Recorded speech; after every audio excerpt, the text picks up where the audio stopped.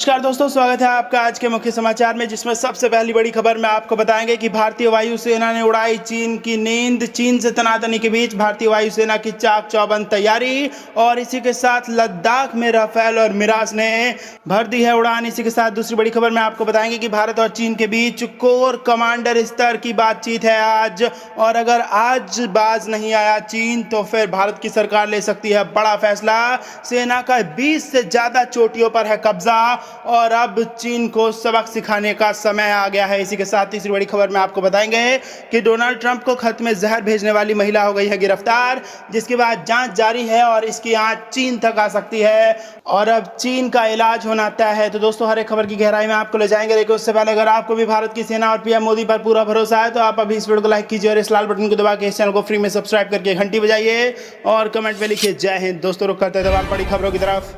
चीन से तनातनी के बीच भारतीय वायुसेना की चाक चौबंद तैयारी, लद्दाख में राफेल और मिराज ने भरी उड़ान। जी हां दोस्तों, चीन से तनातनी के बीच भारतीय वायुसेना ने भी अपनी तैयारियों को चाक चौबंद कर दिया है। हाल ही में वायुसेना में शामिल हुए राफेल विमान भी लद्दाख में उड़ान भर रहे हैं। वायुसेना सुखोई एवं मिराज विमानों को वहां पहले से ही तैनात कर चुकी है। सूत्रों के अनुसार राफेल विमानों ने लद्दाख के आसपास के क्षेत्रों में रविवार को भी उड़ान भरी है। सरकारी सूत्रों ने भी इस बात की पुष्टि की है। कुछ मिराज विमान भी उड़ान भरते देखे गए हैं। वायुसेना ने विगत 10 सितंबर को अंबाला एयरफोर्स स्टेशन पर आयोजित एक समारोह में राफेल विमानों को वायुसेना में शामिल किया था। इससे पूर्व जुलाई के आखिर में फ्रांस से 5 राफेल विमान अंबाला पहुंचे थे। राफेल विमान जब वायुसेना में शामिल किए गए थे तब वायुसेना प्रमुख RKS भदौरिया ने कहा था कि उन्हें सही वक्त पर वायुसेना में शामिल किया गया है। ये वायुसेना की ताकत में इजाफा करेंगे। उन्होंने यह भी कहा था कि गोल्डन एरोज को जहां भी तैनात किया जाएगा वह हमेशा दुश्मन पर भारी पड़ेंगे। बीच में खबरें आई थी कि चीन ने तिब्बत के क्षेत्र में पड़ने वाले कई हवाई अड्डों पर लड़ाकू विमानों की तैनात की है, जिसके चलते भारत के लिए भी इस प्रकार का कदम उठाना जरूरी है।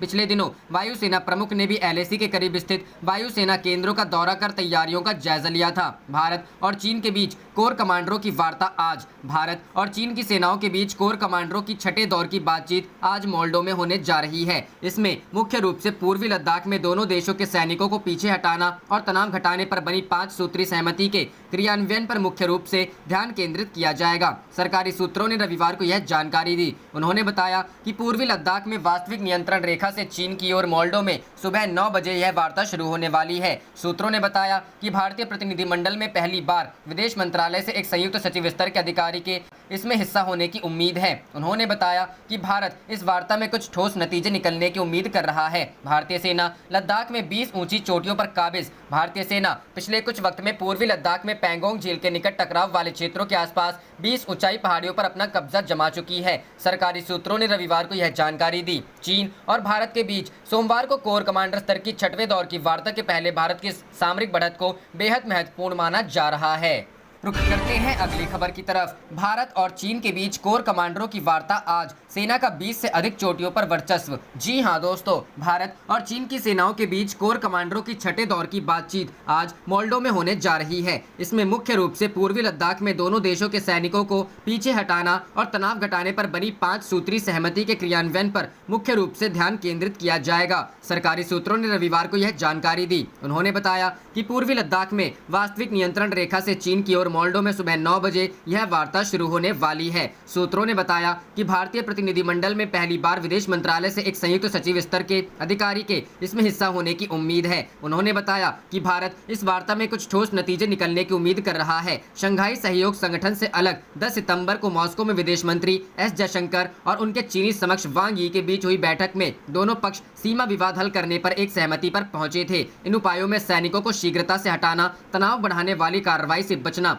सीमा प्रबंधन पर सभी समझौतों एवं प्रोटोकॉल का पालन करना और LAC पर शांति बहाल करने के लिए कदम उठाना शामिल है। वार्ता में भारतीय प्रतिनिधिमंडल का नेतृत्व लेफ्टिनेंट जनरल हरिंदर सिंह करने वाले हैं, जो लेह स्थित भारतीय थल सेना की 14वीं कोर कमांडर हैं, जबकि चीनी पक्ष का नेतृत्व मेजर जनरल लियू लिन के करने की संभावना है, जो दक्षिण शिजियांग सैन्य क्षेत्र के कमांडर हैं। एक सूत्र ने कहा, वार्ता में भारत टकराव वाले स्थानों से चीनी सैनिकों को पूर्ण रूप से हटाए जाने पर जोर देगा। सूत्रों ने बताया कि दोनों पक्ष एक और दौर की वार्ता करने जा रहे हैं। वहीं भारत ने पैंगोंग झील के करीब टकराव वाले स्थानों के आसपास 20 से अधिक पर्वत चोटियों पर अपना वर्चस्व मजबूत कर लिया है।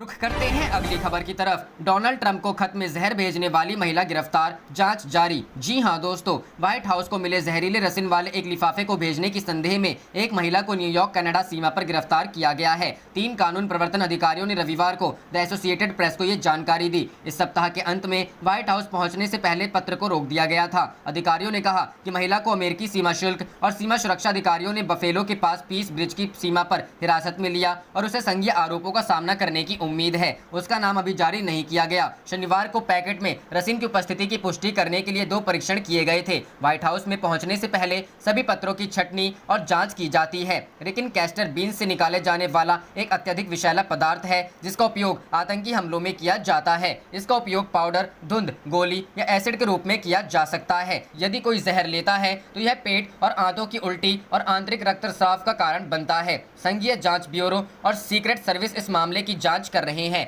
FBI के वॉशिंगटन फील्ड कार्यालय ने एक बयान में कहा, FBI और हमारी अमेरिकी गुप्त सेवा और अमेरिकी डाक निरीक्षण सेवा साझेदार अमेरिकी सरकार की मेल सुविधा पर प्राप्त एक संदिग्ध पत्र की जांच कर रहे हैं। इस समय सार्वजनिक सुरक्षा के लिए कोई खतरा नहीं है। रुख करते हैं अगली खबर की तरफ। विश्व में सबसे अधिक भारत में ठीक हुए 43 लाख से ज्यादा कोरोना पीड़ित। जी हां दोस्तों, कोरोना के बाद अब स्वस्थ होने वाले के मामले में भारत दुनिया में शीर्ष स्थान पर काबिज है। स्वास्थ्य मंत्रालय ने जानकारी दी कि 43 लाख से ज्यादा लोग अब तक ठीक हो चुके हैं। भारत के ठीक होने वालों की संख्या कुल वैश्विक रिकवरी का 19% हिस्सा है। स्वास्थ्य एवं परिवार कल्याण मंत्री डॉक्टर हर्षवर्धन ने रविवार को कहा कि देश में कोविड-19 रोधी टीके के विकास का काम प्रगति पर है, लेकिन जब तक यह नहीं आता है तब तक 2 गज दूरी सहित सामाजिक व्यवहार ही टीका है। लोकसभा में नियम 193 के तहत कोविड-19 वैश्विक महामारी पर हुई चर्चा में हस्तक्षेप करते हुए हर्षवर्धन ने कहा कि दुनिया में कोविड-19 रोधी 145 टीका प्री क्लिनिकल मूल्यांकन के स्तर पर है और इसमें से 35 का क्लिनिकल ट्रायल चल रहा है। उन्होंने कहा कि भारत में 30 टीकों के लिए समर्थन दिया गया है जो विकास के विभिन्न स्तरों पर हैं। इसमें से 3 वैक्सीन ट्रायल के प्रथम, द्वितीय और तृतीय चरण में हैं। 4 टीके प्री क्लिनिकल मूल्यांकन के उन्नत चरण में हैं। केंद्र स्वास्थ्य मंत्री ने कहा, टीके के विकास का काम प्रगति पर है, लेकिन जब तक यह नहीं आता है तब तक 2 गज दूरी सहित सामाजिक व्यवहार ही टीका है। हर्षवर्धन ने कहा कि वायरस के शोध की दिशा में 2000 से ज्यादा वायरसों की जीनोम श्रृंखला तैयार की गई है। इसके अलावा 40,000 वायरसों के नमूनों का नीचे पागार बनाया गया है। उन्होंने कहा कि इस क्षेत्र में 110 प्रौद्योगिकी स्टार्टअप को समर्थन दिया गया है। हर्षवर्धन ने कहा कि राष्ट्रीय स्तर पर लॉकडाउन लगाने के सरकार के साहसिक फैसले को लागू करने से पहले प्रधानमंत्री नरेंद्र मोदी के आह्वान पर लोगों द्वारा जनता कर्फ्यू का पालन करना इस बात का प्रमाण है कि भारत इस महामारी के खिलाफ मिलकर खड़ा रहा। रुख करते हैं अगली खबर की तरफ। MSP था, है और रहेगा। किसानों से हर मुद्दे पर बात करने को तैयार हूं, NDTV से बोले कृषि मंत्री नरेंद्र सिंह तोमर। जी हां दोस्तों, कृषि से जुड़े 2 विधेयक रविवार को राज्यसभा में ध्वनिमत से पारित हो गए। ये विधेयक लोकसभा में पहले ही पास हो चुके हैं। अब राष्ट्रपति के हस्ताक्षर के बाद ये कानून का रूप ले लेंगे। लेकिन इसके साथ ही इन विधेयकों को लेकर संसद से लेकर सड़क तक पर विरोध की आवाजें उठ रही हैं। एक तरफ विपक्षी दल राज्यसभा में इस बिल को लेकर वोटिंग की मांग कर रहे थे, तो वहीं पंजाब और हरियाणा में किसान जगह जगह इसके खिलाफ सड़क पर थे। केंद्रीय कृषि मंत्री नरेंद्र सिंह तोमर ने आज इस बिल पर NDTV से खास बातचीत में कहा कि विपक्षी पार्टियां किसानों को गुमराह कर रही हैं। कृषि मंत्री ने कहा, मैं आपके माध्यम से देश भर के किसानों को कहना चाहता हूं कि MSP थी, है और रहेगी। अक्टूबर में नई फसल आएगी। फूड कॉर्पोरेशन ऑफ इंडिया उसको खरीदने की प्रक्रिया चालू कर देगी। कृषि मंत्री ने कहा, ये बिल बिचौलियों को खत्म नहीं करेगा, बिचौलियों के शोषण को खत्म करेगा। इस बिल के माध्यम से जहां एक और किसान पूरे देश में अपने माल को बेचने के लिए स्वतंत्र हैं, उसी प्रकार व्यापारी भी मंडी के बाहर पूरे देश में माल खरीदने के लिए स्वतंत्र हैं। नरेंद्र सिंह तोमर ने कहा, इस विधेयक के माध्यम से अब किसान स्वतंत्र हो गया है। पहले किसान को घर से चलकर मंडी में व्यापारी के पास आना पड़ता था। अब किसान को व्यापारी के सामने गिड़गिड़ाने की जरूरत नहीं है। अब व्यापारी किसान के गांव में जाएगा और उसकी दाढ़ी सहलाकर बोलेगा कि किसान भाई, आप किस कीमत पर अपनी उपज बेचोगे। रुख करते हैं अगली खबर की तरफ। भारत को मिली बड़ी कामयाबी, चीनी सीमा पर 6 नई पहाड़ियों पर किया कब्जा। जी हां दोस्तों, पूर्वी लद्दाख में चीन सीमा पर भारतीय सेना ने पिछले 20 दिनों में बड़ी कामयाबी हासिल की है। भारतीय सेना ने पिछले 20 दिनों में पीपुल्स लिबरेशन आर्मी के मंसूबों पर पानी फेरते हुए चीन की सीमा पर 6 नई पहाड़ियों पर कब्जा कर लिया है। चीनी सेना भारतीय सेना पर हावी होने के वास्ते इन पहाड़ियों पर कब्जा करना चाहती थी। सरकार के उच्च सूत्रों ने आज तक से बताया, हमारे जवानों ने 6 नई बड़ी पहाड़ियों पर कब्जा कर लिया है, जिसमें मागर हिल, गुरुंग हिल, रेजांगला, राचानाला, मोकपारी और फिंगर 4 रिज लाइन पर सबसे बड़ी चोटियां शामिल हैं। भारत को मिली चीन पर बढ़त। सूत्रों ने बताया कि ये पहाड़ियां दक्षिण से उत्तरी किनारे तक फैली हुई है। इस कामयाबी ने जारी संघर्ष के बीच भारत को विशिष्ट क्षेत्रों में चीन पर बढ़त दिला दी है। सूत्रों ने बताया कि भारतीय और चीनी सेना के बीच लाइन ऑफ एक्चुअल कंट्रोल के साथ ऊंचाइयों पर कब्जा करने के लिए संघर्ष 29 अगस्त के बाद शुरू हुआ, जब चीनी ने पैंगोंग झील के दक्षिणी तट के पास थाकुंग क्षेत्र के दक्षिण में ऊंचाइयों पर कब्जा करने की कोशिश की। चीन के मंसूबे नाकाम। सूत्रों के मुताबिक उस दौरान चीनी सेना की पहाड़ियों पर कब्जा करने की कोशिशों को नाकाम करने के लिए पैंगोंग के उत्तरी तट से लेकर झील के दक्षिणी किनारे तक कम से कम 3 मौकों पर हवाई फायरिंग करनी पड़ी थी। सूत्रों ने यह भी साफ किया कि ब्लैक टॉप और हेलमेट टॉप पहाड़ियां LAC के चीनी हिस्से में है, जबकि भारतीय पक्ष द्वारा कब्जा की गई चोटियां भारतीय क्षेत्र में LAC पर है। भारतीय सेना द्वारा चोटियों पर कब्जा किए जाने के बाद चीनी सेना ने अपनी संयुक्त ब्रिगेड की लगभग 3000 अतिरिक्त टुकड़ियों को तैनात किया है। इसमें रेजांगला और राचाना ला हाइट्स के पास इन्फेंट्री और बख्तरबंद सैनिक शामिल है। पिछले कुछ हफ्तों में अतिरिक्त सैनिकों के साथ चीनी सेना की मोल्डो गैरिसन भी पीपुल्स लिबरेशन आर्मी द्वारा पूरी तरह से सक्रिय की गई है। बता दें कि चीनी आक्रामकता के बाद भारतीय सुरक्षा बल बहुत समन्वय के साथ काम कर रहे हैं। राष्ट्रीय सुरक्षा सलाहकार अजीत डोभाल, CDS जनरल बिपिन रावत और सेना प्रमुख जनरल मनोज मुकुंद नरवणे की निगरानी में सैन्य ऑपरेशन किए जा रहे हैं। रुख करते हैं अगली खबर की तरफ। भारतीय कृषि इतिहास के लिए ऐतिहासिक क्षण। संसद में 2 कृषि विधेयक पारित होने पर बोले PM मोदी। जी हां दोस्तों, राज्यसभा में आज कृषि विधेयक, कृषि उपज व्यापार और वाणिज्य विधेयक 2020 और कृषक कीमत आश्वासन समझौता और कृषि सेवा पर करार विधेयक 2020 पास हो गए। दोनों विधेयकों के सदन में पास होने पर प्रधानमंत्री नरेंद्र मोदी ने खुशी जाहिर की है। अपने आधिकारिक ट्विटर अकाउंट से ट्वीट करते हुए PM मोदी ने लिखा कि भारत के कृषि इतिहास में आज एक बड़ा दिन है। संसद में अहम विधेयकों के पारित होने पर मैं अपने परिश्रमी अन्नदाताओं को बधाई देता हूं। यह न केवल कृषि क्षेत्र में आमूल चूल परिवर्तन लाएगा, बल्कि इससे करोड़ों किसान सशक्त होंगे। PM मोदी ने कहा कि दशकों तक हमारे किसान भाई बहन कई प्रकार के बंधनों में जकड़े हुए थे और उन्हें बिचौलियों का सामना करना पड़ता था। संसद में पारित विधेयकों से अन्नदाताओं को इन सबसे आजादी मिली है। इससे किसानों की आय दोगुनी करने के प्रयासों को बल मिलेगा और उनकी समृद्धि सुनिश्चित होगी। एक अन्य ट्वीट में PM मोदी ने लिखा कि हमारे कृषि क्षेत्र को आधुनिकतम तकनीक की तत्काल जरूरत है, क्योंकि इससे मेहनतकश किसानों को मदद मिलेगी। अब इन बिलों को पास होने से हमारे किसानों की पहुंच भविष्य की टेक्नोलॉजी तक आसान होगी। इससे न केवल उपज बढ़ेगी, बल्कि बेहतर परिणाम सामने आएंगे। यह एक स्वागत योग्य कदम है। बता दें कि ये कृषि विधेयक लोकसभा में भी पास हो चुके हैं और अब राष्ट्रपति की मंजूरी मिलते ही ये विधेयक कानून बन जाएंगे। राज्यसभा में इन बिल पर चर्चा के दौरान विपक्षी पार्टियों ने जमकर हंगामा किया, जिसके चलते कुछ देर के लिए राज्यसभा की कार्यवाही रोकनी पड़ी थी। हालांकि बाद में ध्वनि मत से ये बिल सदन में पास हो गए। वहीं केंद्रीय कृषि मंत्री नरेंद्र सिंह तोमर ने कहा कि कृषि विधेयक के सदन में मंजूरी मिलने पर खुशी जताते हुए कहा कि आज राज्यसभा में 2 कृषि विधेयक को मंजूरी मिल गई है। अब से पहले किसानों को मंडियों में अपनी फसल अनुचित मूल्यों पर बेचनी पड़ती थी, लेकिन अब वो अपनी फसल अपने द्वारा तय किए गए मूल्य पर किसी को भी बेच सकते हैं। न्यूनतम बिक्री मूल्य भी रहेगा। यह एक ऐतिहासिक दिन है।